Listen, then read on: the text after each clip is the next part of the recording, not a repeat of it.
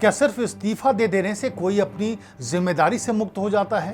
क्या राम मंदिर जैसे करोड़ों लोगों की आस्था के केंद्र में हुई कथित चढ़ावा चोरी का जवाब सिर्फ 2 इस्तीफे हैं?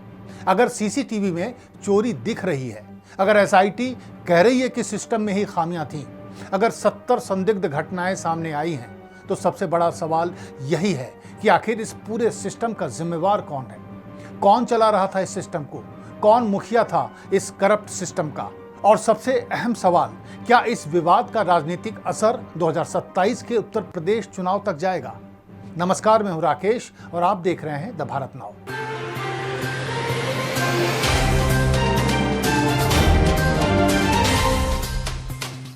करीब 3 घंटे तक चली श्री राम जन्मभूमि तीर्थ क्षेत्र ट्रस्ट की बैठक इस मामले की अब तक की सबसे महत्वपूर्ण बैठक मानी जा रही थी। महंत नृत्य गोपाल दास समेत कई ट्रस्टी मौजूद थे। कुछ सदस्य वर्चुअली जुड़े। अपर मुख्य सचिव संजय प्रसाद भी लखनऊ से ऑनलाइन शामिल हुए, लेकिन सबसे ज्यादा चर्चा 2 लोगों की गैर मौजूदगी की रही, चंपत राय और डॉक्टर अनिल मिश्रा।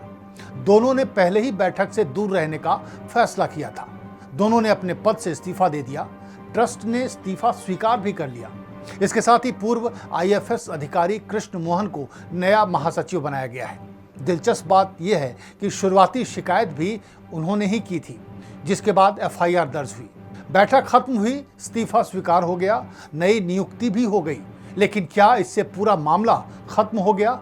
यही सवाल बैठक के अंदर भी कई ट्रस्ट सदस्यों ने उठाया। सूत्रों के मुताबिक चर्चा का केंद्र चंपत राय कम और अनिल मिश्रा ज्यादा रहे। कई सदस्यों का मानना था कि अगर भर्ती व्यवस्था उन्हीं के प्रभाव में बनी तो जवाबदेही भी तय होनी चाहिए। 6 सदस्यों ने तो उनकी गिरफ्तारी तक की बात कही, लेकिन दूसरी राय ये थी कि अगर ट्रस्ट के वरिष्ठ पदाधिकारी की गिरफ्तारी होती है तो राम मंदिर ट्रस्ट की प्रतिष्ठा पर स्थायी सवाल खड़े हो जाएंगे। यानी कानूनी कार्रवाई और संस्थागत छवि, इन दोनों के बीच ट्रस्ट संतुलन बनाने की कोशिश करता रहा। अब सवाल उठता है कि आखिर अनिल मिश्रा का नाम बार बार क्यों सामने आ रहा है? बताया जा रहा है कि ट्रस्ट के प्रशासनिक ढांचे में उनकी मजबूत पकड़ थी। बैठक में कुछ सदस्यों ने आरोप लगाया कि कैश काउंटर और वित्तीय प्रबंधन से जुड़े कई लोगों की नियुक्ति उनके प्रभाव में हुई। यही वो जगह थी जहां सबसे ज्यादा संवेदनशील काम होता था। अगर नियुक्तियों और निगरानी में खामियां थीं, तो जिम्मेदारी केवल निचले कर्मचारियों तक सीमित रहनी चाहिए या फिर व्यवस्था बनाने वालों तक भी जानी चाहिए? यही बहस अब तेज होती दिख रही है। एसआईटी की शुरुआती रिपोर्ट चौंकाने वाली है। रिपोर्ट के मुताबिक 27 अप्रैल से 6 मई के बीच करीब 70 संदिग्ध घटनाएं सामने आई। यानी लगभग रोजाना चढ़ावे की गिनती के दौरान कहीं न कहीं गड़बड़ी होती रही। सीसीटीवी फुटेज में कुछ कर्मचारियों को कथित तौर पर नोटों की गड्डियां, खुली नकदी अपने कपड़ों, जेबों, यहां तक कि जूतों में छुपाते हुए देखा गया। इतना ही नहीं, गिनती करने वाले कर्मचारियों की तलाशी तक नहीं होती थी। मोबाइल, बैग, पर्स भी अंदर ले जाने की अनुमति थी। यानी सुरक्षा प्रोटोकॉल ही कमजोर था। सबसे चौंकाने वाली बात यह है कि एसआईटी ने सिर्फ कर्मचारियों पर सवाल नहीं उठाया। रिपोर्ट के मुताबिक समस्या केवल कुछ व्यक्तियों तक सीमित नहीं थी, बल्कि पूरे चढ़ावा प्रबंधन सिस्टम में गंभीर कमियां थीं।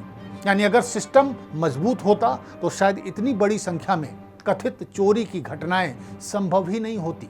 यहीं से सवाल व्यक्तिगत जिम्मेदारी से निकलकर संस्थागत जवाबदेही तक पहुंच जाता है। प्रारंभिक रिपोर्ट में जिन 6 लोगों की भूमिका संदिग्ध बताई गई, उनमें अनुकल्प मिश्रा, लवकुश मिश्रा, रामानंद मिश्रा, अविनाश शुक्ला, करुणेश पांडे और मनीष यादव शामिल बताए जा रहे हैं। लेकिन जिन नामों को लेकर सबसे ज्यादा राजनीतिक चर्चा रही, उनमें से कुछ नाम शुरुआती रिपोर्ट में है ही नहीं। न इसमें चंपत राय का नाम है, न अनिल मिश्रा का और न ही गोपाल राव का। यहीं से नए सवाल खड़े हो रहे हैं। क्या आगे की जांच में तस्वीर बदलेगी या शुरुआती रिपोर्ट ही अंतिम दिशा तय करेगी? इसका जवाब अभी जांच पूरी होने के बाद ही मिलेगा। अब सबसे बड़ा राजनीतिक सवाल, राम मंदिर सिर्फ एक धार्मिक स्थान नहीं, बल्कि पिछले कई वर्षों से बीजेपी की राजनीति का भी अहम प्रतीक रहा है। ऐसे में अगर मंदिर के चढ़ावे को लेकर लगातार सवाल उठते हैं, तो विपक्ष निश्चित रूप से इसे राजनीतिक मुद्दा बनाएगा।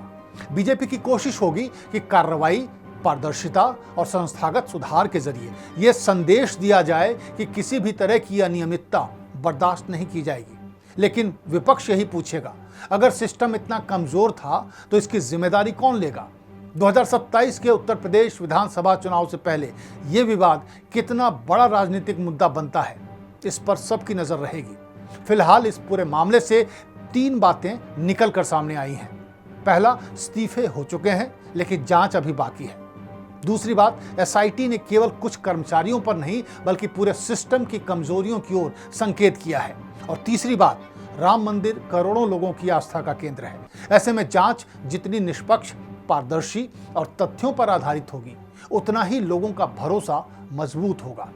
अब देखना होगा आगे की जांच क्या नए तथ्य सामने लाती है, क्या किसी और की जवाबदेही तय होती है और क्या ट्रस्ट भविष्य में ऐसी घटनाओं को रोकने के लिए कोई ठोस सुधार लागू करता है।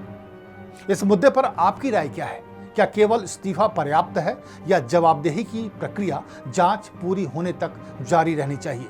क्या ट्रस्ट को चलाने के जिम्मेवार चंपत राय और अनिल मिश्रा का नाम भी एफआईआर में होना चाहिए? अपनी राय कमेंट करके हमें जरूर बताएं।